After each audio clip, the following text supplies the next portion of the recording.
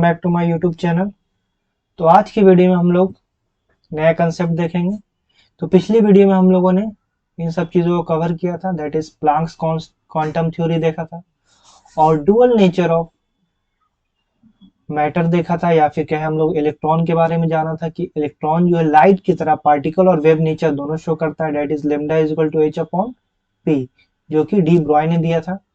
उसके बाद Heisenberg uncertainty principle देखा था कि एक ही टाइम एक ही समय पे पोजीशन और मोमेंटम इलेक्ट्रॉन का दोनों एक साथ बताना पॉसिबल नहीं है। अगर हम लोग पोजीशन को सर्टेन करेंगे, नहीं पोजीशन बताना चाहेंगे तो मोमेंटम अनसर्टेनिटी हो जाएगा, उसमें एरर आएगा, मोमेंटम एग्जैक्ट नहीं आएगा। अगर मोमेंटम बताना चाहेंगे तो पोजीशन में अनसर्टेनिटी आ जाएगा।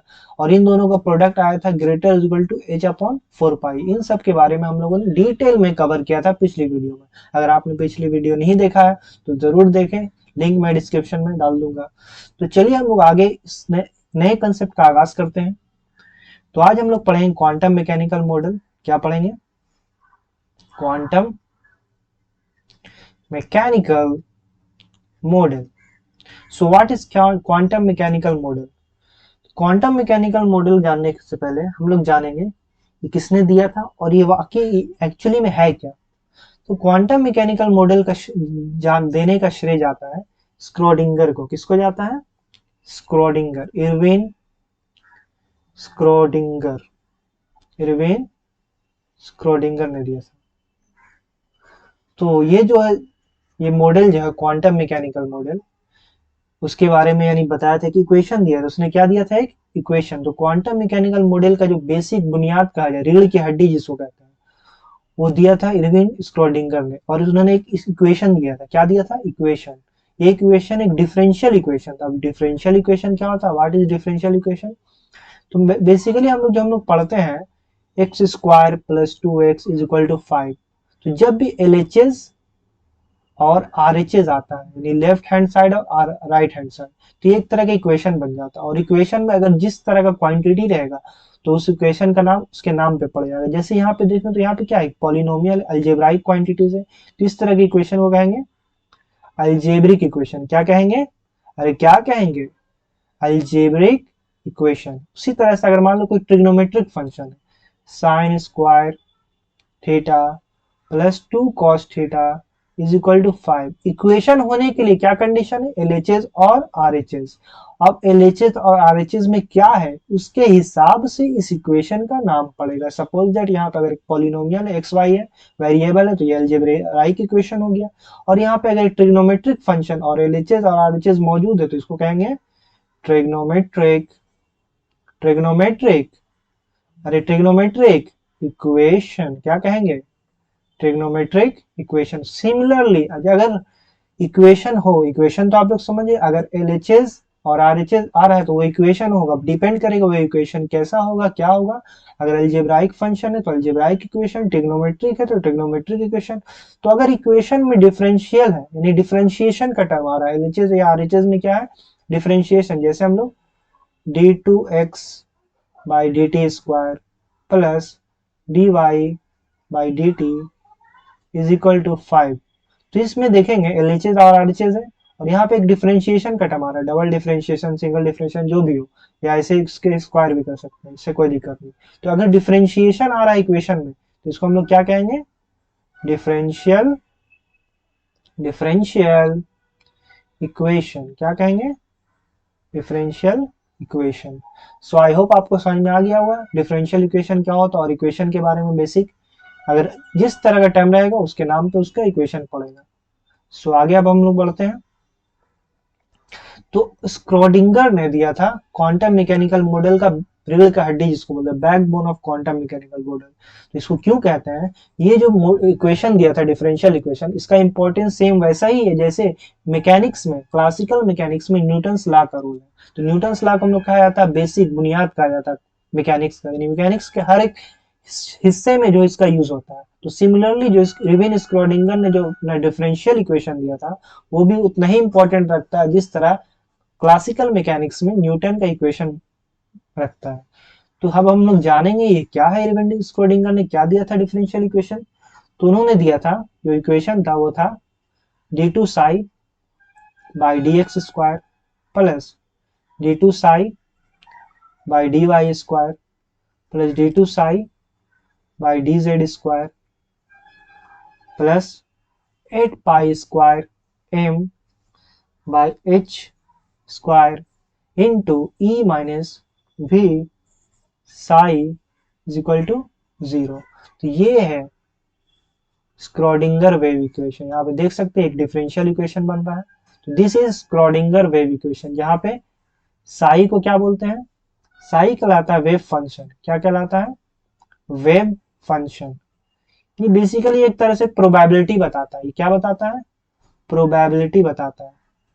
प्रोबेबिलिटी किसका, probability, probability of finding electrons, probability of finding electrons, यानी इलेक्ट्रॉन कहाँ पे मौजूद है। अभी तक हम लोगों ने पढ़ा कि इलेक्ट्रॉन सिंपली अगर न्यूक्लियस है तो सेंटर में न्यूक्लियस रहेगा, उसके चारों तरफ ऑर्बिट होगा, शेल होगा, जिसमें इलेक्ट्रॉन मूव करेगा, है ना। ये 2 डायमेंशनल फिगर। लेकिन अब हम लोग देख रहे हैं कुछ अलग हो गया, मतलब पैरों तले जमीन निकल गया। अभी तक जब हम लोग 9 में पढ़ते आ रहे थे, क्या पढ़ते आ रहे थे, एक 2 डायमेंशनल स्पेस में जो है इलेक्ट्रॉन मूव कर रहा है और बीच में न्यूक्लियस है। लेकिन यहाँ पे अब बात आ गया प्रोबेबिलिटी का, इलेक्ट्रॉन की प्रोबेबिलिटी का बात आ रहा है। मतलब कि इलेक्ट्रॉन एक जगह फिक्स नहीं रहेगा, कहीं पे ज्यादा हो सकता है, कहीं पे कम हो सकता है, यानी उसका अनसर्टेनिटी बता रहा है, जो कि हम लोगों ने पिछले वीडियो में देखा था, हेजेनबर्ग अनसर्टेनिटी प्रिंसिपल से। क्योंकि ऐसा क्यों हो रहा है, इसका कारण क्या है। तो जितनी भी पिछली थ्योरीज थी उसमें हम लोगों ने क्या देखा था, इलेक्ट्रॉन को क्या मान के चल रहा था, ओनली पार्टिकल। जितने भी पिछली थ्योरीज देखे थे, चाहे वो जे थॉमसन का मॉडल हो, चाहे वो रदरफोर्ड का मॉडल हो, चाहे वो नील बोर का मॉडल हो, लेकिन अब जो मॉडल आया क्वांटम मैकेनिकल मॉडल, वो बेस्ड किस पे है, it is based on what, it is based on dual nature of electron. ये किस पे बेस्ड है, it is based on particle as well as wave nature, as well as wave nature. यानी particle nature तो consider कर ही रहा कि electron particle है, लेकिन नया कंसेप्ट माना कि इलेक्ट्रॉन वेव भी है। तो इन दोनों कंसेप्ट को जब मिलाया तो अब इलेक्ट्रॉन एक जगह फिक्स नहीं रहेगा, क्योंकि इलेक्ट्रॉन वेव है तो डिस्टर्बेंस क्रिएट करता रहे, एक जगह उसका पोजीशन फिक्स नहीं होगा, जिस वजह से अब इलेक्ट्रॉन का एग्जैक्ट पोजीशन हम लोग नहीं बता सकते, बताना पड़ेगा probability of finding an electron. कहीं पे इलेक्ट्रॉन ज्यादा होगा, कहाँ पे इलेक्ट्रॉन कम होगा, तो ये ओवरऑल देखा जाएगा। और ये जो वर्ड है probability of finding an electron, इसको हम लोग डिनोट करते हैं साई से। किससे, साई से, जिसे हम लोग वेव फंक्शन कहते हैं। क्या कहते हैं, वेव फंक्शन। और ये जो इक्वेशन देख रहे हैं d2 psi by dx square, d2 psi by dy square, d2 psi by dz square, this is psi, psi, this is Greek alphabet, जैसे अल्फा बीटा गामा है। d2 psi by dz square plus 8 pi square m by h square into e minus v into psi, जहां e क्या है, e है total energy of electron. e क्या है, total energy of electron. और v क्या है, v है potential energy, potential energy of electron, potential energy of electron. और ये एक्स वाई जेड क्या है, एक्स वाई जेड हम लोग पढ़ते हैं 3D में, कोऑर्डिनेट्स है, कोऑर्डिनेट्स क्या है, कोऑर्डिनेट्स, ठीक है। और एच तो हम लोग जान रहे हैं एच क्या है, प्लैंक्स कांस्टेंट। तो प्लैंक्स कांस्टेंट पीछा नहीं छोड़ रहा है, काफी इंपॉर्टेंट है, प्लैंक्स कांस्टेंट, ठीक है। और एम तो समझ रहे मास होगा इलेक्ट्रॉन का, mass of electron. So I hope आपको एरविन स्क्रोडिंगर का वेव इक्वेशन समझ में आया होगा। अब इसके सॉल्यूशन के बारे में जहां तक बात की जाए तो इसका सॉल्यूशन आपको बीएससी लेवल में काफी डिटेल में मिलेगा, तो इसको काफी कॉम्प्लेक्स है इसका सॉल्यूशन, फिलहाल के लिए जानना जरूरी है नहीं। तो हम लोग आगे बढ़ते हैं। तो आगे अगर हम लोग बढ़ेंगे तो अभी तक हम लोग समझ गए कि ये जो वेव मैकेनिकल मॉडल है, जो कि क्वांटम मैकेनिकल मॉडल एक्चुअली में वो पार्टिकल और वेव नेचर दोनों को कंसीडर करता है, जो कि पिछले मॉडल्स में ये चीज नहीं था। पिछले मॉडल में क्या था, सिर्फ पार्टिकल नेचर मान रहा था और बहुत कुछ हम लोगों ने जाना। तो यहाँ पे एक टर्म आता है ऑर्बिटल का, किसका टर्म आता है, ऑर्बिटल का। क्योंकि अभी हम लोगों ने पढ़ा कि इलेक्ट्रॉन का हम एग्जैक्ट पोजिशन नहीं बता सकते, एक रीजन होगा, एक 3D। पिछले इससे पहले मॉडल में 2 डायमेंशनल रीजन था, इलेक्ट्रॉन जो है एक 2 डायमेंशनल रीजन शेल में होगा। लेकिन अब हम लोग देख रहे हैं क्या, एक 3 डायमेंशनल रीजन होगा। क्या होगा, 3 डायमेंशनल रीजन, जिसमें इलेक्ट्रॉन मूव करेगा। तो उस 3 डायमेंशनल रीजन के बारे में हम लोग समझेंगे, ठीक है। तो 3 डायमेंशनल जो रीजन है, 3 डायमेंशनल रीजन जहां पे इलेक्ट्रॉन के पाए जाने की प्रोबेबिलिटी काफी ज्यादा होगी, यानी यहाँ पे इलेक्ट्रॉन काफी ज्यादा मौजूद होगा।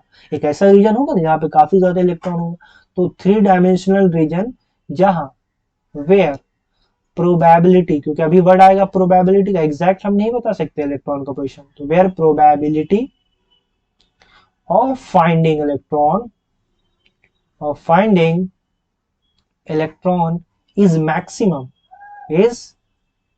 मैक्सिमम, यानी ज्यादा से ज्यादा कहाँ चांस है इलेक्ट्रॉन के पाए जाने का, तो जिस रीजन में इलेक्ट्रॉन सबसे ज्यादा पाया जाएगा, सबसे ज्यादा उसका प्रोबेबिलिटी होगा, उस रीजन को हम लोग क्या कहेंगे, ऑर्बिटल कहेंगे। तो यहाँ पे एक कंसेप्ट आया किसका, ऑर्बिटल का, जिसके बारे में हम लोग आगे जानेंगे। ऑर्बिटल क्या है, किस चीज को बताता है, और इससे क्या क्वांटम नंबर का रिलेशन है।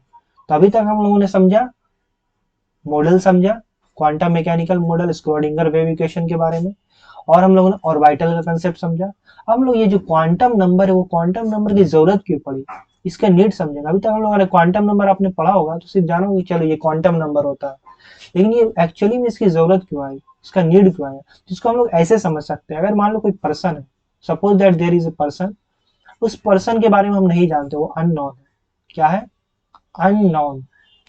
अगर उसके बारे में हमें जानना है तो उससे हम क्या क्या जानेंगे। अगर उसके बारे में हमको कुछ भी नहीं पता है, सबसे पहले वो किस देश में रहता है, उस पर्सन के पास पहुंचना है, उसके पर्सन के बारे में जानना है तो उसे मिलना होगा। तो सबसे पहले वो हम पता करेंगे in which country that person is residing, living. तो सबसे पहले हमको उसका देश पता करना होगा, कंट्री। अब चलो कंट्री पता हो गया, कोई भी देश, चलो मान लो इंडिया है, सपोज दैट।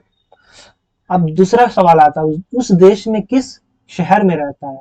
अब उस देश के बारे में पता चल गया कि वो इंसान इस देश में रहता है, अब किस शहर में रहता है, किस स्टेट में रहता है, तब उसका सिटी पता करना होगा, उस इंसान का सिटी। सपोज दैट मान लो बिहार शरीफ, बिहार शरीफ।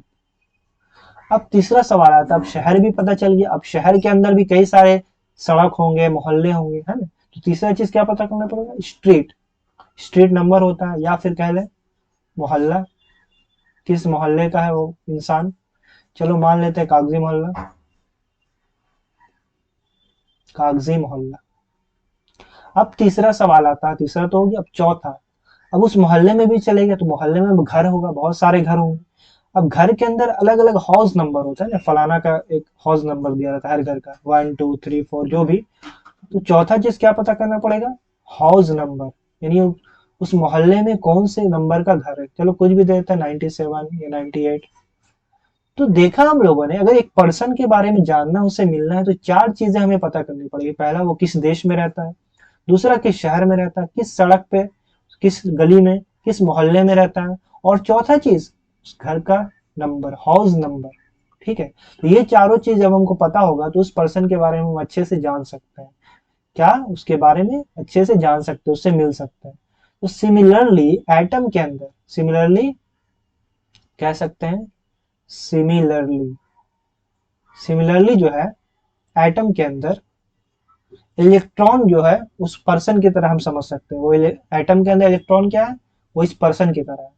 और उस पर्सन का अगर हमको पता करना उसके बारे में, यानी इलेक्ट्रॉन के बारे में एटम के अंदर पता करना, तो हमको चार चीजें पता होना चाहिए सिमिलरली इसी की तरह। जैसे अभी हम लोगों ने देखा, कंट्री, सिटी, स्ट्रीट नंबर, और फिर घर पे जाके पहुंचेंगे, हाउस नंबर। तो सबसे पहले देश पता करेंगे, उस देश में जाएंगे, फिर उस देश में उस शहर में जाएंगे जिस शहर में वो रहता है, उस शहर से फिर उस मोहल्ले या सड़क पे जाएंगे, फिर उससे उसके घर पे जाएंगे। सिमिलरली इलेक्ट्रॉन के बारे में हमें पता करना है, एटम के अंदर कहाँ पे उसका प्रोबेबिलिटी ज्यादा है। तो पता करने के लिए पहला हम लोग प्रिंसिपल क्वांटम नंबर पता करेंगे। क्या करेंगे, प्रिंसिपल क्वांटम नंबर। तो सिमिलरली क्वांटम नंबर एक तरह से एड्रेस है, जैसे यहाँ पे देखा ये चार एड्रेस से मिलकर उस पर्सन के पास हम पहुंचे। तो सिमिलरली जो क्वांटम नंबर होता है, क्वांटम नंबर क्या बताता है, क्वांटम नंबर वो क्या बताता है, address of electron, address of electron, यानी इलेक्ट्रॉन का उस एटम के अंदर address, address of electron in an atom.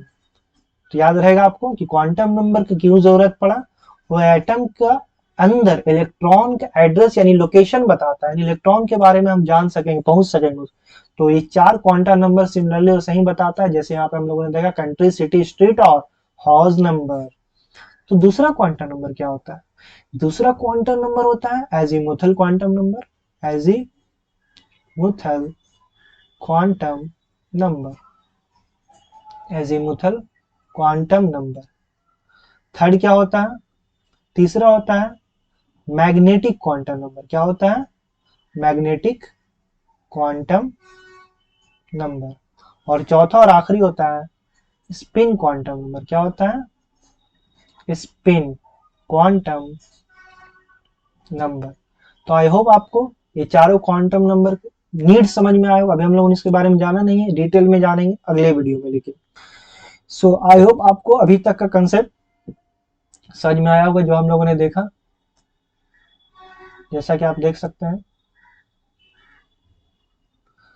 सो आज के लिए इतना ही, फिर मिलेंगे हम लोग अगले वीडियो में।